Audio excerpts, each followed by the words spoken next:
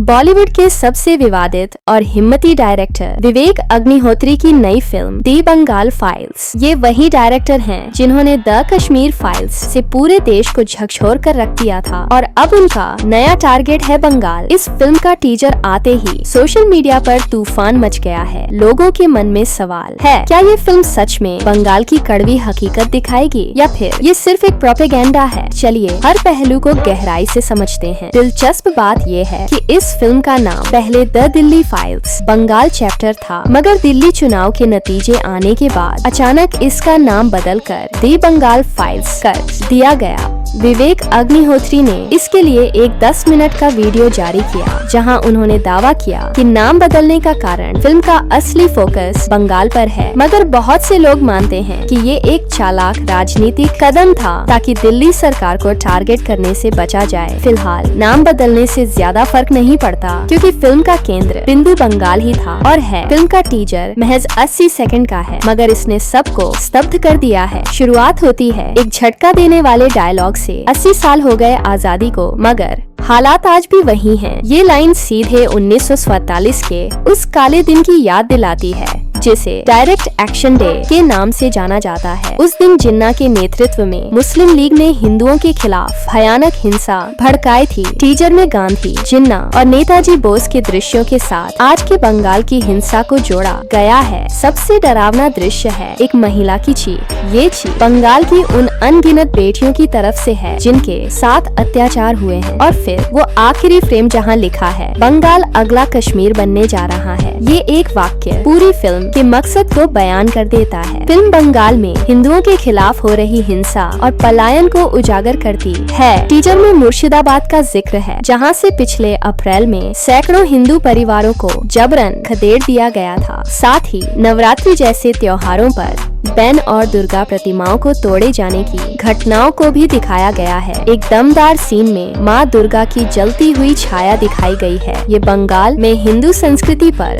हमले का प्रतीक है। विवेक अग्निहोत्री ने साफ कहा है, अगर कश्मीर फाइल्स ने आपको दर्द दिया तो बंगाल फाइल्स आपको अंदर तक हिला देगी। और टीजर देखकर लगता है कि वो गलत नहीं कह रहे। फिल्म 2 कालखंडों को जोड़ती है, 1946 का विभाजन और आज का बंगाल। 16 अगस्त 1947 को जब जिन्ना ने डायरेक्ट एक्शन डे का ऐलान किया था, उस दिन कलकत्ता में हजारों हिंदू मारे गए थे। आज फिल्म दिखाती है कि कैसे वही नफरत और हिंसा बंगाल में फिर से पनप रही है। इस्लामिक कट्टरपंथ और गैर कानूनी घुसपैठ के कारण राज्य में जनसांख्यिकी बदल रही है। फिल्म में दिखाया गया है कि कैसे धीरे धीरे बंगाल कश्मीर जैसे हालात की ओर बढ़ रहा है, जहां अल्पसंख्यकों को निशाना बनाया जा रहा है। विवेक अग्निहोत्री की खासियत है कि वो असली कलाकारों को चुनते हैं। इस बार भी कश्मीर फाइल्स के ज्यादातर एक्टर्स वापस लौटे हैं। दर्शन कुमार, जिन्होंने कश्मीरी पंडित का किरदार निभाया था, इस बार फिल्म की शुरुआती आवाज बनकर उसी दर्द को जीवंत करते हैं। अनुपम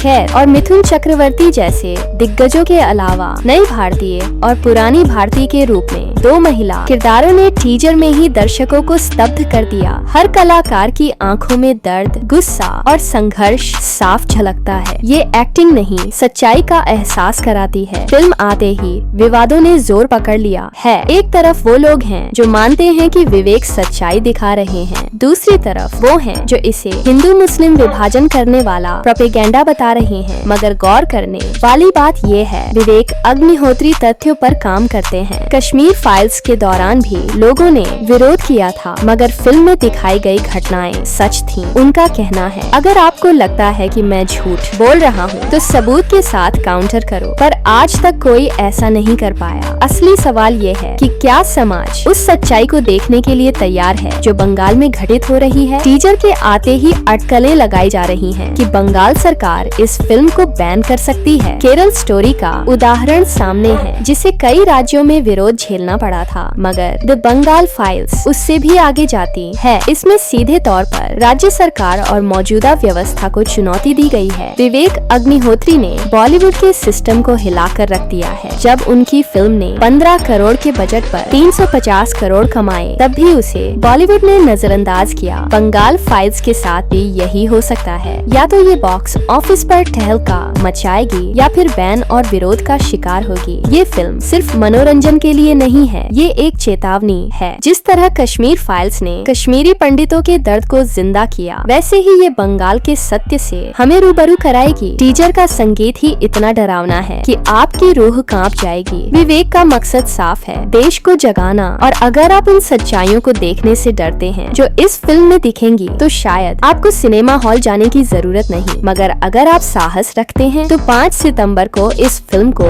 जरूर देखें। दोस्तों, विवेक अग्निहोत्री ने फिर से एक ऐसी फिल्म बनाई है जो सिस्टम को चुनौती देती है। ये फिल्म बस एक मूवी नहीं, एक आईना है जो समाज को उसका असली चेहरा दिखाएगी। क्या आप मानते हैं कि बंगाल अगला कश्मीर बन रहा है? क्या आप इस फिल्म को सपोर्ट करेंगे या फिर विरोध? कमेंट में जरूर बताएं। अगर आपको ये रिव्यू पसंद आया हो तो चैनल को सब्सक्राइब करना ना भूलें। मिलते हैं अगली वीडियो।